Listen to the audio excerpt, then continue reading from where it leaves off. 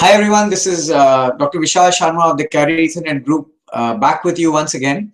And today I'm going to answer a very interesting question that was brought up on the group. And that is, what are the performance requirements for a packet switched network that's delivering TDM over IP service? And this was a discussion that actually came up in the group. It was brought up by Anil Kumar, Pradeep Kumara of Sri Lanka Telecom. And there were a number of contributors to that whole discussion that it came up just last month. Anuradha, Stephen, Ishkan, Emeka, they all gave extremely good inputs. And then I realized that, as has been the case with many of our discussions, that there's often a discussion that is extremely relevant to all practitioners who are building carrier Ethernet networks. And it often gets discussed in the group, and we come to some good conclusions, or we come to some good open issues. But then it's kind of locked up in the group. So as a means of getting it out there and making that distilled information available to all practitioners, I thought I'll just kind of take the time today to walk you guys through the whole discussion and give you some of the highlights and distilled outputs so that those who are handling similar problems can get some guidelines and actually use it in their day-to-day practice. So here's an outline of what I'm going to talk about today. First of all, I'm going to tell you what specific discussion we are going to be looking at. I'll show you where to find the discussion on the group and in the mind map that relates to my weekly updates. Give you a little bit of the background about the technological specifics that you need to get a good sense of what topic we are talking about. And then we'll, of course, dive into the key issues that were discussed on the group. I'll walk you through some of the standards documents that are useful to kind of understanding the issues, to appreciating some of the fine points, looking at some definitions and work of the MEF.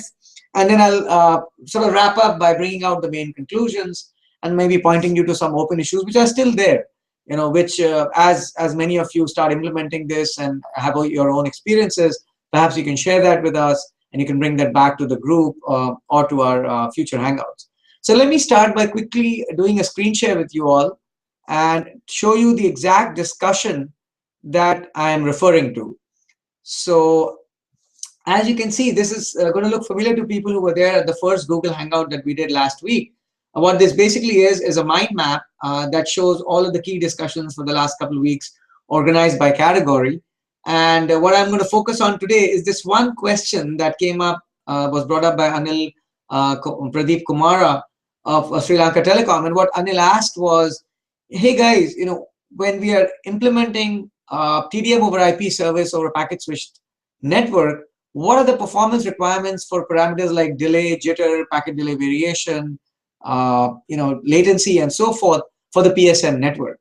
And if you think about it, this is a very interesting question because it really requires us to think about how to map the service requirements and service quality requirements and coarse parameters of the TDM service to the underlying packet switch network. So where you're going to find this discussion is in the mind map that I'm going to be linking to below the video. And it's also going to be there in the weekly update for the week ended Feb 1st. And the mind maps are all clickable. So when you actually click on the link here, it'll immediately take you to the actual discussion on the LinkedIn group. So that's how you find it. Now, there's some very interesting background that is useful to look at in order to study this. In order to study this subject further.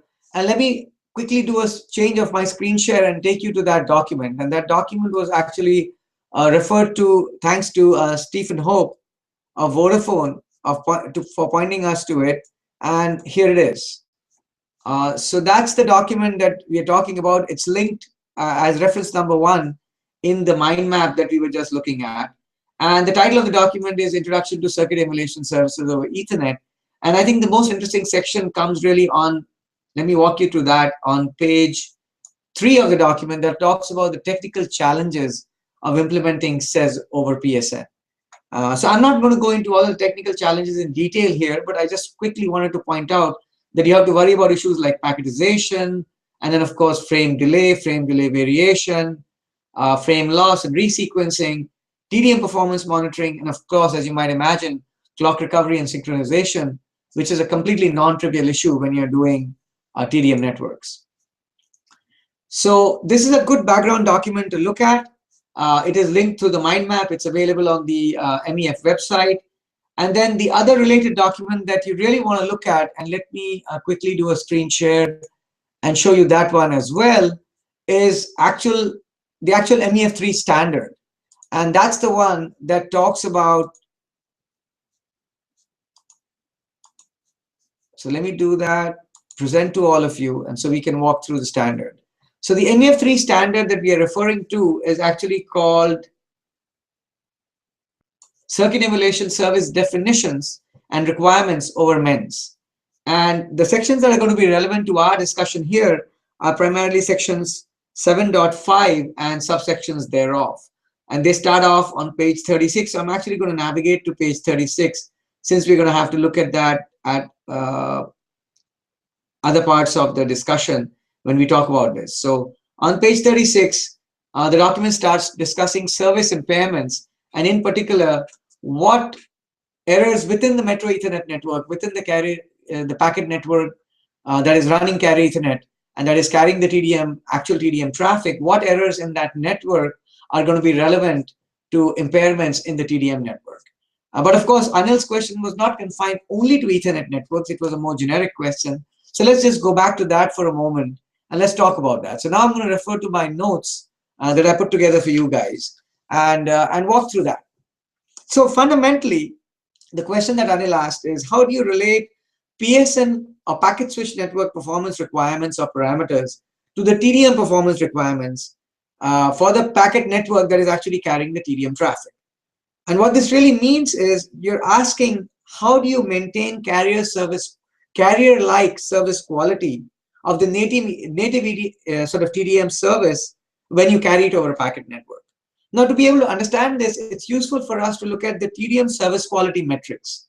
And a couple of things by which you can measure TDM service quality are MOS scores, which are called the mean opinion scores, which relates to voice quality, if voice is what you're looking at.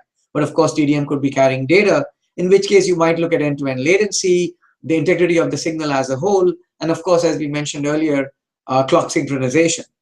By contrast, when you look at the PSN performance parameters, you basically think of three things: frame loss, frame delay variation, and frame delay or frame latency. So the basic question, if you want to reframe that, is what are the benchmark requirements for a packet switch network to deliver TDM service efficiently and effectively? And so the question one can ask is, what performance parameters or metrics matter the most when we are replacing a native TDM service with a TDM service over a packet network? And the solution to this problem really is the following: that you correlate the performance service attributes or requirements of an EVC that's transporting an emulated TDM line or TDM circuit to the service impairment metrics of the TDM service itself. And the impairment metrics that we use for TDM services are basically two: errored seconds and severely errored seconds, and in some cases, severely errored seconds ratio. So there are three of them: errored seconds or ES, severely errored seconds abbreviated SES, and the severely errored seconds ratio or SESR. And that's where MEF3 actually comes in handy, because it discusses three different cases of PDH and Sonnet SDH parameters and how to map those to corresponding parameters for a packet switch network that is built on Ethernet. So let me quickly do a screen share again and go back to MEF3 for a moment, so we can look at and understand what MEF3 does. So here we go, and we're going to go directly to section 7.5 now and walk through some of the details there. So again, there's a lot of detail in the MEF3 document, which is worth reading.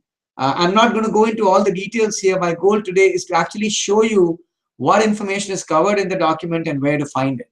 And then, of course, later on, if you guys think that it's useful for us to look at this in more detail and to talk about it, we can certainly do a Google Hangout or a webinar-style Google Hangout and talk more and walk you guys through some of the details. So basically, the MEF3 document talks about combining the three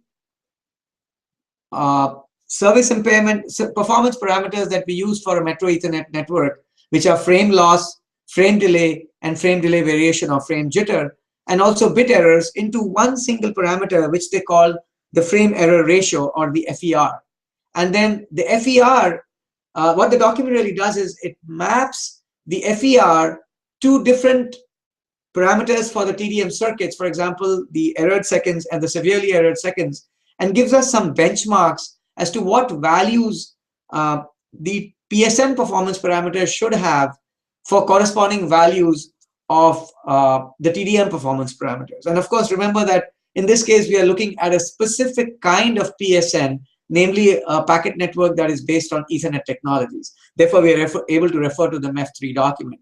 If you're looking at a more generic, let's say L3 network, which VPLS that was carrying TDM service, the principles would be the same, but the actual values would be different. They would then depend on L3 parameters. So the key observation that I wanted to make here is that when we try to relate the PSN performance parameters to the TDM performance service attributes, there are a couple of factors that come into play. And there are two in particular. One is the number of TDM frames that is packed into one CES Ethernet frame. And the second is the size of the CES header for each CES Ethernet frame. And there are a number of tables in the document where these parameters are mapped out. I'll just give you one quick example that maps, let's say, FER to errored seconds for the specific case of PDH circuits. And that happens in section 7.5.3, as you can see here. And what they've done in table 11 is given you a mapping between certain errored ES values for different bit rates of TDM traffic and corresponding FER values. And then if you go on to the next page, you'll see that this actually depends on the allowed FER values actually depend on the packing ratio, which is the number of TDM frames that are put in a single CES Ethernet frame. And so the document shows us how to map, ES to FER, which is in section 5.7.5.3. It talks about how to map SES, or severely errored seconds, to PDH to FER, which is discussed in 7.5.4. And there, the key thing to remember again is that the block size versus CES frame size actually influences, as shown in figure 18, the allowable FER at which you can reasonably emulate a TDM service over an Ethernet network or a Metro Ethernet network while meeting the CES and ES requirements of the TDM service. And then similarly, if you go on to the next section, section 7.5.5, the similar arguments are made for mapping SONET SDH circuits to a Metro Ethernet network. And in particular, there are two documents that are key here, and let me quickly highlight those. They are ITUT recommendations M.2101.1 and G.826, which lay out definitions for errored ESR, or errored second ratio, SESR, or severely errored second ratio, and BBER, which is the background block error ratio. Now, once again, just like for PDH, the errored seconds and the severely errored seconds are the ones that are actually translated to FER, or the frame error ratio, in the MEN. And the BBER is really is just a rate that controls the blocks that are received in error. So, that's what the role of the BBER is.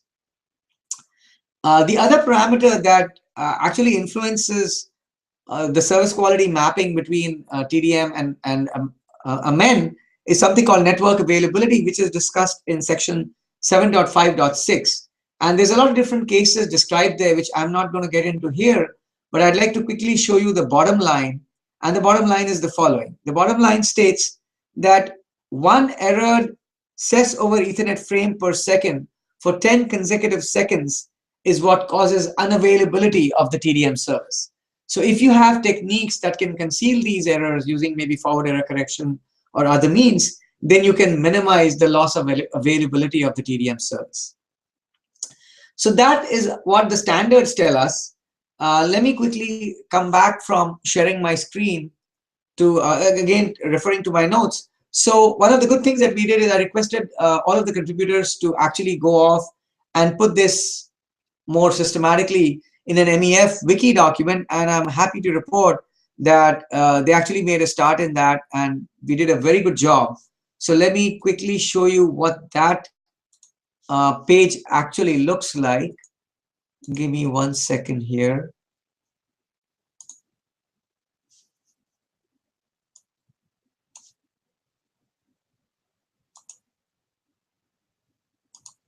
Okay, so now you all should see that screen.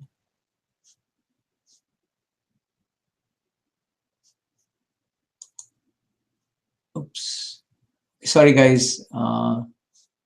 Little bit of a hiccup here. Okay, there we go. So what I wanted to point out, guys, is that Daniel Barlev, Director of Certification and Strategic Programs at the MEF, was kind enough to put this MEF wiki page together for the Carrier Ethernet group. And let me show you the structure of the wiki page. Actually, this is a good time for us to do that using this as an example. So here's the wiki page that people are putting together. The generic format is to put together an abstract. After we've written out the full description, to write some recommendations as to what the best practices are, which I'll discuss at the end of this video and can probably be put there at a subsequent time. We provide a link to the actual LinkedIn discussion itself, so anybody who's interested can go there, can add their comments, and we of course acknowledge the contributors and those that have made editorial changes to it. So this is still a work in progress, but if you read through it, I think a couple of people have contributed to it, and it's a very, very cogently written document, some of which I borrowed for the purpose of my exposition here. And this is still being completed, so I would encourage those that are watching this video to keep that in mind, to actually contribute to this wiki page, which is, by the way, open to all. Anybody can go and contribute their thoughts and make editorial changes. And we are hoping that by the contribution of the community, overall, we are going to actually be able to improve this and come up with some interesting best practices and documents that can be used by the community as a whole. So then let me bring you back to the discussion once again of what the final conclusions were from this interesting discussion. So in general, what we discovered is that we can, of course, do this mapping using MEF3, but sort of the most easy way to take care of this is essentially to benchmark the TDM equipment that you're trying to replace and use the numbers obtained from that TDM equipment as the starting point for what you want to achieve in your packet switch network. And in the absence of any guidelines from, let's say you don't have TDM equipment to start with, you're starting to offer a new service on an existing MEN network, then the following guidelines are probably good ones to aim for. So ideally, you'd like to aim for loss as low as possible, ideally zero loss. Jitter is actually, turns out, not that much of a concern because most TDM equipment will have de-jitter buffers that will help you sort of compensate for jitter in most cases. But the thing to keep in mind is that when you do that, the jitter buffers are going to add additional latency, which works fine if it's a one-off thing. But if you have a constant sequencing error in the network for whatever reason, maybe there's something oscillating in the network or whatever, then you're going to run into problems. And then latency, of course, you want it to be as low as possible. Ideally, just the latency through the switching, sort of the switching latency through the equipment that you're working with, plus the propagation latency through the network. So these would be the sort of benchmarks for loss, jitter, and latency. Another important thing that I would like to point out that Stephen Hope pointed out was the issue of latency drift, which is essentially the time for adaptive clocks to drift the timing back to the midpoint. So, clocks at two different points in the network can drift far away from one another over time. And, that can also produce latency drift. And ideally, you want to keep track of that as well. And then a few other things that you need to worry about when you're actually building a packet switch network to carry TDM traffic are the following. One is you need stable and fast restoration. And that's because you want to be able to meet your 50 millisecond switching requirements. Secondly, you need scheduling, the ability to schedule high priority traffic. And why is that important? Because you want to minimize jitter for the traffic and delay for the traffic. And you can do that if you can prioritize traffic and switch the TDM traffic faster through your packet network. And finally, your underlying transport network also needs to be extremely stable. And that's to prevent instability due to backbone oscillations, repeated restoration that may occur because of links sort of flapping back and forth, and changes in latency that may occur if the path length changes because the underlying transport network, packet network is changing. So those are sort of the key points for this discussion. I hope that this has given you some idea of how you can map performance requirements of TDM over IP traffic to your underlying packet network. Of course, there's still some open questions which are discussed in the wiki and have been put there, and I'd encourage you to look at that. And if you like this particular format, or you think that we should make some changes to it, then by all means, send me feedback, post it to the group, put it on the Google Hangouts or Google Plus page, or send me a direct mail message, and we'll try to make the subsequent ones even more useful for you guys. And then until next time, as I always say, may the bits in your bytes and the bytes in your packets be profitable. Until next time, take care. I'll see you soon.